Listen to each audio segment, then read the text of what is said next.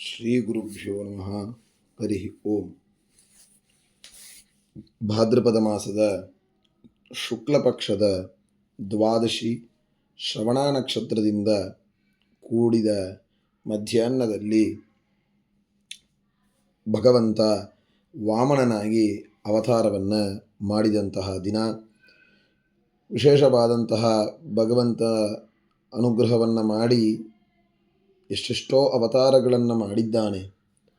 ವಾಮನನಾಗಿ ಅವತಾರವನ್ನು ಮಾಡಿ ನಮ್ಮ ಮೇಲೆ ದಯೆಯನ್ನು ತೋರಿಸಿ ಗಂಗೆಯನ್ನು ತರುವುದಾಗಲಿ, ದಾನದ ಮಹಿಮೆಯನ್ನಾಗಲಿ, ದಾನ ಎಷ್ಟು ತೆಗೆದುಕೊಳ್ಳಬೇಕು, ಹೇಗೆ ತೆಗೆದುಕೊಳ್ಳಬೇಕು ಇತ್ಯಾದಿಗಳು ಅಷ್ಟಮಸ್ಕಂದದಲ್ಲಿ ಉಪದೇಶವನ್ನು ಮಾಡಿದ್ದಾನೆ.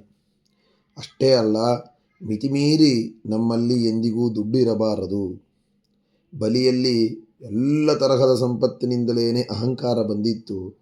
ಆ ಅಹಂಕಾರವನ್ನು ಪರಿಹಾರ ಮಾಡಲಿಕ್ಕಾಗಿಯೇ ಭಗವಂತ ಅವತಾರವನ್ನು ಮಾಡಿ ಆ ಸಂಪತ್ತನ್ನು ಕಸಿದುಕೊಂಡು ಅದನ್ನು ಮತ್ತೆ ದೇವತೆಗಳಿಗೆ ಕೊಟ್ಟ. ಅಂತಹ ವಾಮನನ ಜನ್ಮದಿನ. ಅವತ್ತು ಆ ವಾಮನ ಹುಟ್ಟಿ ತಾನು ಆ ಬಲಿಯ ಯಾಗಕ್ಕೆ ಹೋದಾಗ ಆ ಬಲಿ ಯಾರೂ ಹೇಳದೆ ಹಾಗೇನೇ ಯಾಗದ ಸಭೆ ಹಾಗೆ ಎದ್ದು ನಿಂತಿತ್ತು ಅಂತೆ. ಯಾಕೆ ಎದ್ದು ನಿಂತರು ಅಂತಂದರೆ, ಸನತ್ಕುಮಾರರು ಬರ್ತಾರೆಯೋ, ಸೂರ್ಯನೇ ಬರ್ತಾ ಇದ್ದಾನೆಯೋ ಅಂತ ಹಾಗೆ ಅವರಿಗೆಲ್ಲ ಒಂದು ಆಶ್ಚರ್ಯ ಅಂತೆ. ಎಷ್ಟು ವಿಲಕ್ಷಣವಾದ ತೇಜಸ್ಸು ಆ ವಾಮನನ ಮೇಲೆ ಇದೆ. ಅಂತಹ ಆ ವಾಮನನ್ನು ನೋಡಿ ವಾಮನನಿಂದ ಅನುಗ್ರಹವನ್ನು ಪಡೆದ ಬಲಿಚಕ್ರವರ್ತಿ. ಅಂತಹ ಬಲಿಚಕ್ರವರ್ತಿ ಮಹಾ ದುಷ್ಟನಾಗಿದ್ದರೂ ಕೂಡ ಭಗವಂತ ಅವನಿಗೆ ಅನುಗ್ರಹ ಮಾಡಿ ಇಂದಿಗೂ ಕೂಡ ಅವನ ಮನೆಯ ಪಾತಾಳ ಲೋಕದಲ್ಲಿ ಅವನು ಇದ್ದು ಅವನ ಮನೆಯ ಬಾಗಿಲನ್ನು ಕಾಯ್ದು ಅವನ್ನ ಇವತ್ತಿಗೂ ತಾನು ರಕ್ಷಣೆ ಮಾಡ್ತಾ ಇದ್ದಾನೆ. ಅಂತಹ ಬಲಿಚಕ್ರವರ್ತಿ ಆ ಭಗವಂತನ ಅನುಗ್ರಹಕ್ಕೆ ಪಾತ್ರನಾಗಿದ್ದಾನೆ. ಅಂತಹ ವಾಮನನ ವಿಶೇಷವಾದಂತಹ ರೀತಿಯಲ್ಲಿ ಅವನ ಸಾಮರ್ಥ್ಯಗಳು ಉಂಟು. ಅಂತಹ ವಾಮನ ಜಯಂತಿಯಂದು ಮಧ್ಯಾಹ್ನದಲ್ಲಿ ನದಿ ಮೊದಲಾದವುಗಳಲ್ಲಿ ಸ್ನಾನವನ್ನು ಮಾಡಿ ಬಂಗಾರನೋ ಬೆಳ್ಳಿಯೋ ಅಥವಾ ಯಾವುದೇ ಒಂದು ಲೋಹಗಳಿಂದ ಒಂದು ವಾಮನನ ಪ್ರತಿಮೆಯನ್ನು ಮಾಡಿ ಪೂಜೆಯನ್ನು ಮಾಡಿ ಅರ್ಘ್ಯಾದಿಗಳನ್ನು ಕೊಟ್ಟು ಅಲ್ಲಿ ವಿಶೇಷವಾಗಿ ಭಗವಂತನ ಅನ್ನಸಂತರ್ಪಣಾದಿಗಳನ್ನು ಮಾಡಿ ಬ್ರಾಹ್ಮಣರನ್ನು ಸಂತೋಷಪಡಿಸಬೇಕು ಅಂತೆಂಬುದಾಗಿ ತಿಳಿಸಿಕೊಡ್ತಾರೆ.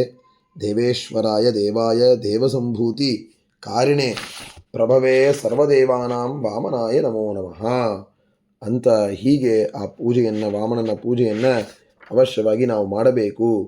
ದೇವತೆಗಳಿಗೆ ಈಶ್ವರನಾದ, ಕ್ರೀಡಾದಿಗುಣ ವಿಶಿಷ್ಟನಾದ, ದೇವತೆಗಳ ಕಾರ್ಯಕ್ಕೆ ಅಂದರೆ ದೇವತೆಗಳ ಉತ್ಪತ್ತಿಗೆ, ದೇವತೆಗಳ ಸ್ಥಾನದ ಉತ್ಪತ್ತಿಗೆ ಕಾರಣನಾದ, ಸಮರ್ಥನಾದ, ಎಲ್ಲ ದೇವತೆಗಳಿಗೂ ಕೂಡ ತಾನು ತನ್ನ ಅವತಾರದಿಂದ ಎಲ್ಲ ಸ್ಥಾನವನ್ನು ಕೂಡ ಕೊಡಿಸಿದಂತಹ ವಾಮನನಿಗೆ ನಮಸ್ಕಾರವಿರಲಿ.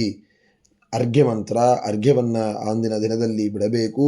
ನಮಸ್ತೆ ಪದ್ಮನಾಭಾಯ ನಮಸ್ತೆ ಜಲಶಾಯಿನೇ ತುಭ್ಯಂ ಅರ್ಘ್ಯಂ ಪ್ರದಾಸ್ಯಾಮಿ ಬಾಲವಾಮನ ರೂಪಿಣೆ. ನಮಃಶಾರ್ಂಗಧನುರುಪಾಣ ಪಾಣಯೇ ವಾಮನಾಯ ಚ ಯಜ್ಞಭುಕ್ ಫಲದಾತ್ರೇ ಚ ವಾಮನಾಯ ನಮೋ ನಮಃ ಅಂತ ಹೇಳಿ ಹೀಗೆ ಆ ವಾಮನನಿಗೆ ಪ್ರತಿಯೊಂದು ಕೂಡ ನಾವು ಕೊಡ್ತಾ ಇರಬೇಕು.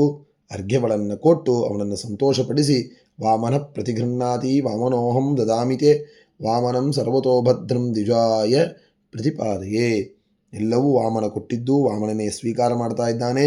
ಎಲ್ಲ ಬ್ರಾಹ್ಮಣರಲ್ಲಿಯೂ ವಾಮನ ಇದ್ದಾನೆ ಅಂತ ಹೇಳಿ ಎಲ್ಲ ವಿಧವಾದ ದಾನಗಳನ್ನು ಮಾಡಿ ಆ ವಾಮನ ಜಯಂತಿಯಂದು ವಿಶೇಷವಾಗಿ ಆ ವಾಮನನ ಪೂಜೆಯನ್ನು ಮಾಡಿ ಬ್ರಾಹ್ಮಣರನ್ನು ಸಂತೋಷಪಡಿಸಬೇಕು.